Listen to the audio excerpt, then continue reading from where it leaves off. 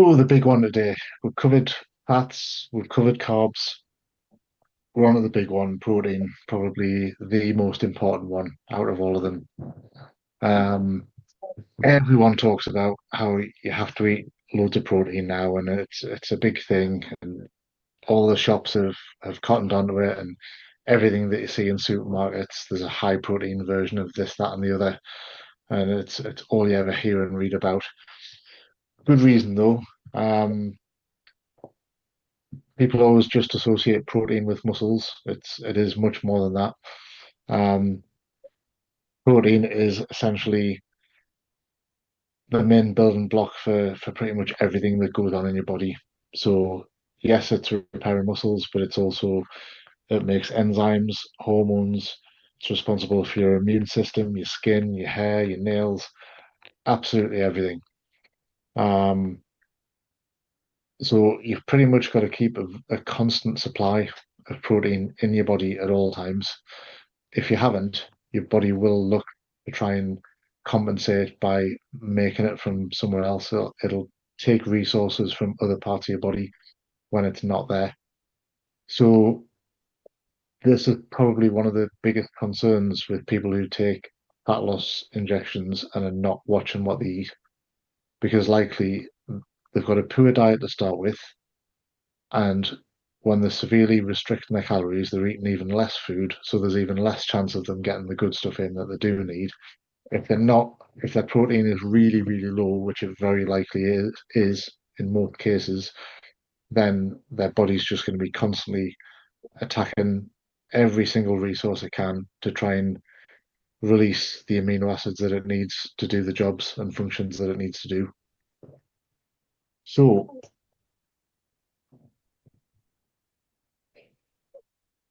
they're essentially they're essentially building blocks. So the protein that you eat in whatever form it is, whether it's meat or soy or from nuts or wherever, it exists as a particular protein. Once it's digested, that protein is then broken down into its component amino acids. That makes sense. Yeah. Um, Also responsible for transporting nutrients. There's all sorts of different proteins, and they all have different functions. They can transmit messages, that they can transport other things. There's so much that they do. But basically, if you think of a single source of protein as being a group of amino acids that have been bonded and formed together to create a protein. Once you eat them, everything it's like building a Lego set.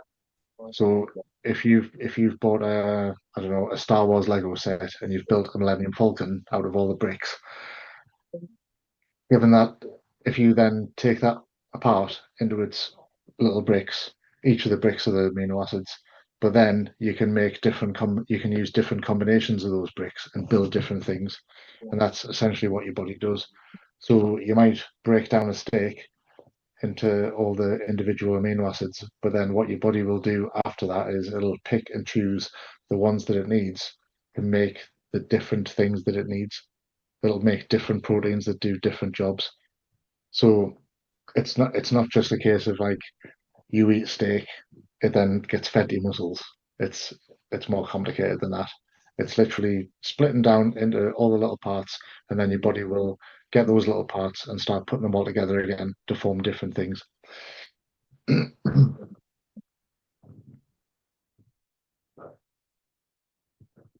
When you're talking about amino acids, there are 20 different amino acids in our diet.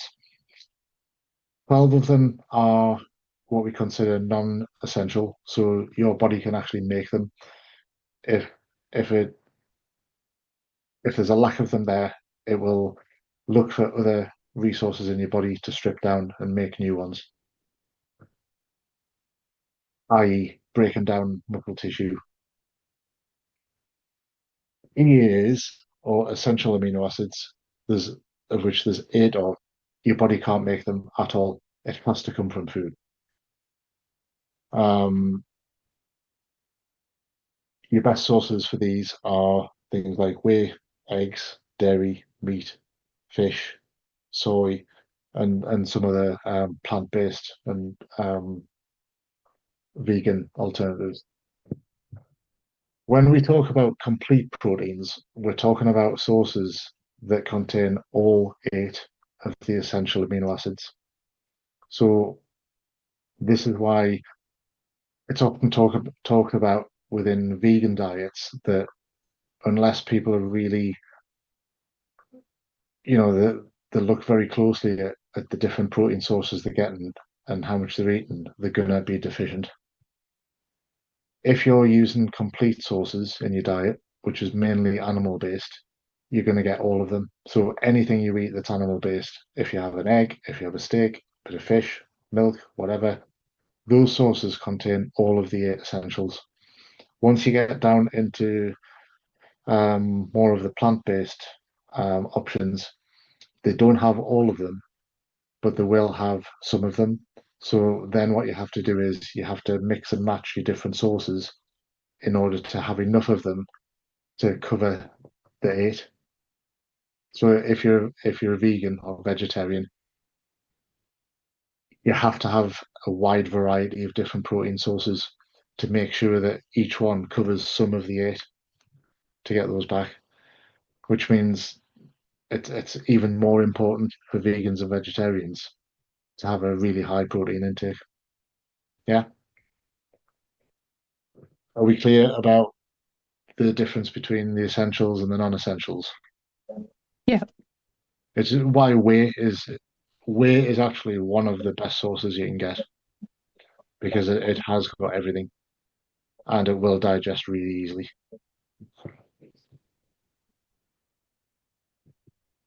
Of the eight, of the eight essential amino acids, there's one particular amino acid called leucine, and this is the one which you probably need the most of, or you need to make sure is in your diet. Leucine is the amino acid that actually triggers um, the anabolic response after training. So when your muscles are in a state of being broken down and need to repair and rebuild, leucine is the one that actually triggers that response in your body for new muscle proteins to be built.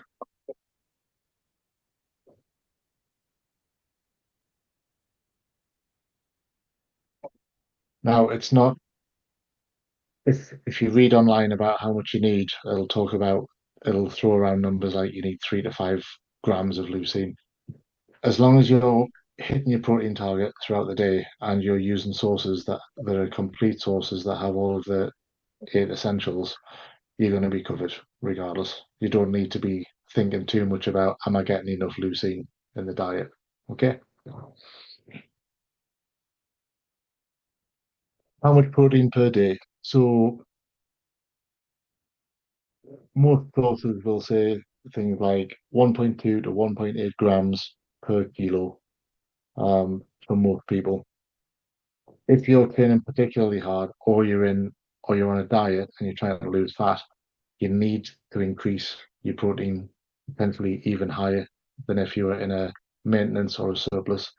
Because you're in a deficit, that puts your body in a catabolic state. So if you think anabolic and catabolic, anabolic is when your body's making things and producing it. Catabolic is when your body's breaking stuff down. So when you train, you're in a catabolic state, you're breaking down tissue. When you recover, you're in an anabolic state. Make sense? So if being on a diet puts you in a catabolic state all the time, your body is wanting energy that you're not providing it, and that's the only way you can lose fat. But in doing so, it's going to try and target your muscles. It's going to try and dig in where it can to get those amino acids that it needs. This is the reason why when you're on a diet, your protein needs to be really, really high. Yeah. A good rule of thumb is 1 gram per pound of body weight. I get confused dealing with kilos when we're talking about body weight. And like if I'm in the gym, I know what a 20 kilo plate is. I know what a 10 kilo plate is. But I'm from the old school of stone and pounds. I don't understand when someone says they weigh 90 kilos. That it's over my head. It's like somebody telling me what the weather is in Fahrenheit. I haven't got a clue. For me, it's the opposite. I done 2 pounds. Yeah. So 1 gram a pound, 1 gram of protein per pound of lean body weight. So if you're on the heavier side, maybe don't take the full weight into account.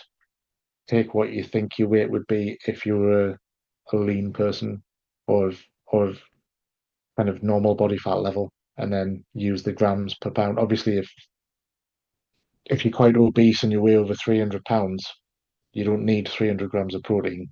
That makes sense. If your lean body weight is around 200 pounds, then you want 200 grams. And that's what I've based most people's allocation from. I'll base it roughly around that. How do we make this work? So the best way to do it is to try and split your meals evenly, which is why we always say for every single meal you have, think protein first. What's the protein anchor on your plate first?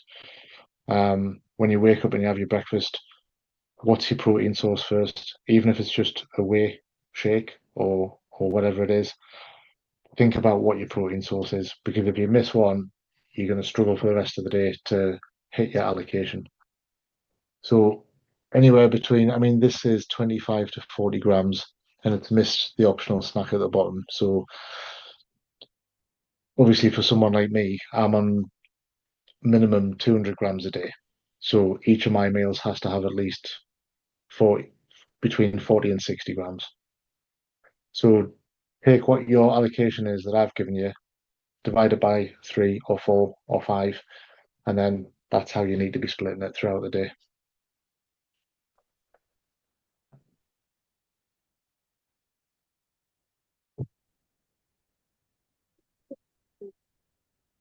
Why does protein help fat loss? So it's preserving your muscle.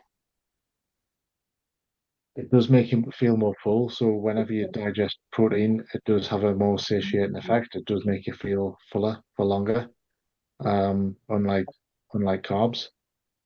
Um, it does have a higher thermic effect. So the energy that your body needs in order to digest it is higher.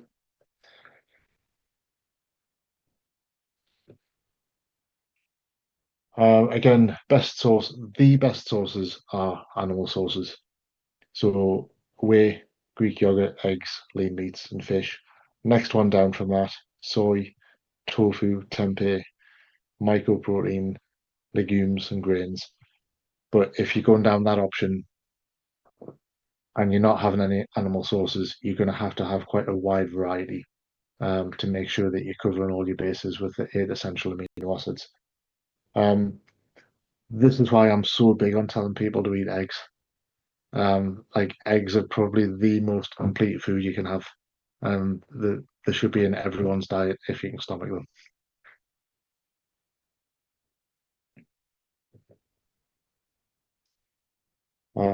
And just some examples, how you might split this up. So eggs in the morning, chicken for lunch, Greek yogurt as a snack, and fish or red meat for your dinner.